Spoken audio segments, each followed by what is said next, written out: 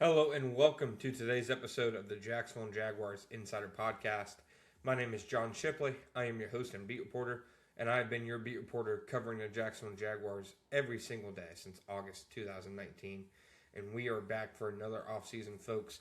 The big news for the Jaguars the last couple days has been really the news on the coaching staff. There's been evidently two staff, departures, along with obviously Grant Udinski and Anthony Campanile up for head coaching jobs. Now, at the time of this recording, obviously Grant Udinski, just completed his interview with the Browns. I believe Camp interviewed with the Dolphins, I want to say on Friday.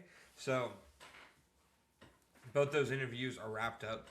You're now at the point where it seems like teams are kind of moving into their second phase of interviews. So, surprising to me. I thought they would get more interviews, but it seems like it's likely just a one spot for each of them. So you immediately look at the head coaching searches for the Cleveland Browns and obviously the Miami Dolphins. Both of those will now greatly impact the Jaguars. Now, it's obvious which one would impact the Jaguars more. It's like not a slight or anything like that, because I think losing either guy would hurt the Jaguars in some respect. Like, there's no sugarcoating it. Even though Grant Udinski doesn't call plays, losing him would hurt the Jaguars. But to me, I think it's clearly a bigger loss for the Jaguars if they lose Camp. Just because, you're probably replacing, several other key staff members. You can probably make an external hire, I would imagine. The guys they interviewed for that job last year, other than Camp, were Jonathan Cooley with the Panthers, Aubrey Pleasant with the Rams. I wouldn't expect him to leave the Rams when I want to say is the assistant head coach there. Interview Patrick Graham, so maybe, go to Patrick Graham. Durante Jones from Minnesota, they interviewed him as well. I think he'd be a logical choice. They would obviously embrace going to a first-year guy because they just did it with Camp. So I don't think that'd be anything that they'd be afraid of. And like I said, it means nothing in terms of the Jaguars wouldn't miss Grant Udinski, because they would. If you're the Jaguars, you hope that Cleveland Browns interview went terrible. Because it is obvious that there were a few different parts of the Udinski Browns kind of scenario that would sure make Grant make a lot of sense to be the Browns' next head coach. Udinski, if teams are trying to go the young, hotshot offensive coordinator route, there's only so many options this year. I don't think anybody's looking at the QBX and saying, they're the next McVay, next Shanahan. They're obviously quality coaches who are going to get looks. Probably each will be a head coach at some point. But I don't think either have that kind of, Ben Johnson, Liam Cohen kind of pull as a play caller right now. I think, obviously, Joe Brady, he's a young guy who has sniffed head coaching jobs before. Maybe this is the year with so many vacancies that he gets one. Obviously had that great season at LSU, has had some really productive seasons with Josh Allen. Jags just saw him last week. He obviously, called a good game against the Jags. And, it's Nate Shieldhouse. He's somebody who's already getting head coaching looks. Obviously, the Jaguars took a hard look at him to be OC last year. Guy right from the McVay tree. He looks like a very likely head coach sooner than later. And then, Pritchard, I believe, from the Bengals. Their offense coordinator, who's like 39, who, much like Grant Udinski, doesn't call plays, etc. So it definitely doesn't seem like it's a super deep pool in that regard. So if a team wants to make that hire, if a team wants to say, hey, we think this guy is going to be a star in 2 or 3 years and one of the biggest head coaching candidates out there, and we think he could be the next McVay, etc.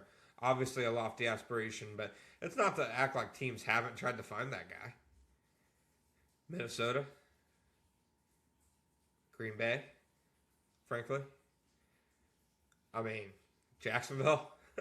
So I think if the Browns are looking for the guy, which would make a lot of sense for them too.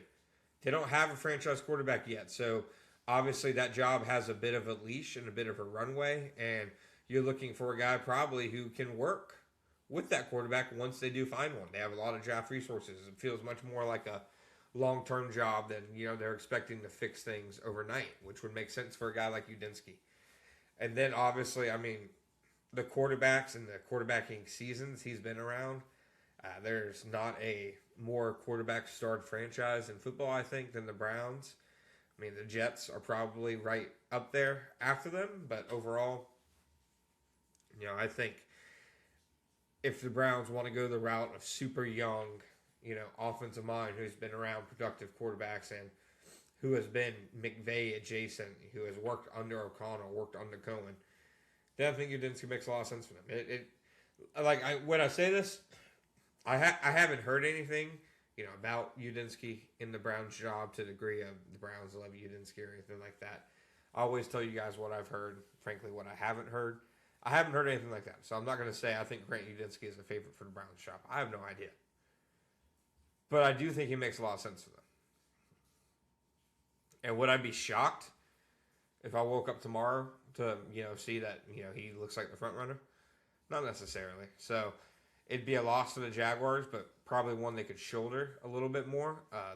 Obviously, other scenario is if Camp gets hired by the Dolphins, but NFL Network's Tom Pelissero reported this weekend that Jeff Hafley, the Green Bay Packers defense coordinator and Camp's boss in Green Bay last season, looks like the front runner there in Miami.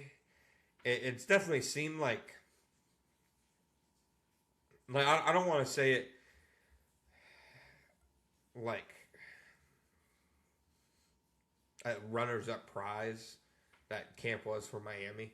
But I think in a scenario where Hafley always seemed like the guy from Miami. John Eric Sullivan's been in Green Bay, forever. He, figures to probably, want to identify a guy who he's worked with and a guy who, kind of knows the environment that he's coming from. He also, in the same respect, Hafley is one of the most seemingly sought after coaches in this coaching style. I'd say if you're not counting Harbaugh, which I won't count Harbaugh since it seemed like it's been him and the Giants this whole time.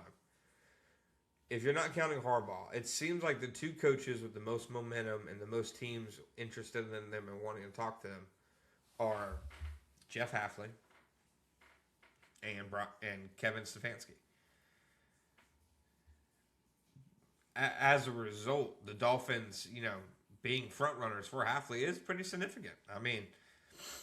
It's a chance for a team, to really kind of take the competition out of it for the Jaguars when it comes to their coordinator spots.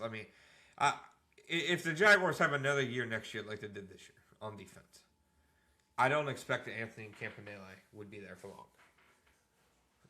Been defensive coordinator for 1 year, but the connections to Miami were always the strongest. It was never a surprise that Miami interviewed him. He's coached there, so he knows some people there.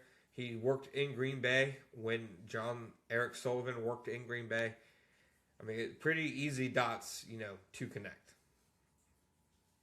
If Hafley gets it, though, it looks like he's supposed to, I think if you're the Jaguars, you take that every time, right?